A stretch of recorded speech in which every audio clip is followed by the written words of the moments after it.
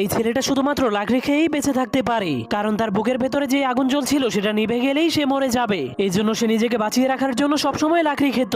এমনকি তার বাবা তার জন্য কোনো খেলনা তৈরি করলে সে ওই খেলনাগুলো দিয়ে খেলাধুলা না করে সেগুলোকেও খেয়ে ফেলতো। এমনকি সে ধীরে ধীরে বড় হওয়ার কারণে তার ক্ষুধাও প্রচুর বেড়ে যাচ্ছিল।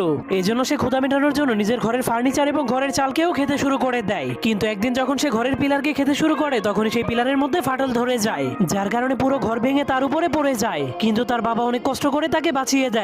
তখন তার বাবার এত কষ্ট দেখে ছেলেটার মনটা অনেক খারাপ হয়ে যায়। এই জন্য সে কসম করে আর কখনোই সে লাকড়ি খাবে না। এর পরের দিন তার বাবা ঘুম থেকে উঠে তার ছেলেটাকে কোথাও খুঁজে পাচ্ছিল না। এই জন্য সে তার ছেলের পায়ের ছাপকে ফলো করে করে অনেক উঁচু একটা পাহাড়ের উপরে চলে যায়। তখন সে তার ছেলেকে একা দাঁড়িয়ে থাকতে দেখে জলদি করে তার কাছে চলে যায়। কিন্তু সে দেখতে পায় লাকড়ি না খাওয়ার কারণে তার ছেলের বুকের আগুনটা নিভে গিয়েছে। এর জন্য সে আগুন জ্বালানোর জন্য সেখানে ফু দিতে শুরু করে দেয়, কিন্তু তবুও কোনো লাভ হয় না। এর জন্য তার বাবা অনেক মন খারাপ করে তাকে মাটিতে শুইয়ে দেয়। এরপর তার হাতে তার তৈরি করে একটা খেলনা দিয়ে দেয়। কিন্তু তখনই সেই ঘুরন্ত খেলনাটাকে দেখার পর তার মাথায় একটা আইডিয়া আসে। এই জন্য সে বুদ্ধি খাটিয়ে ছেলেটার বুকের মধ্যে হাওয়া দিয়ে চলতে পারে এমন একটা মেকানিক্যাল হার্ট লাগিয়ে দেয়, যার ফলে সেই ছেলেটা আবারও জীবিত হয়ে গেলে তার বাবা অনেক খুশি হয়ে যায়।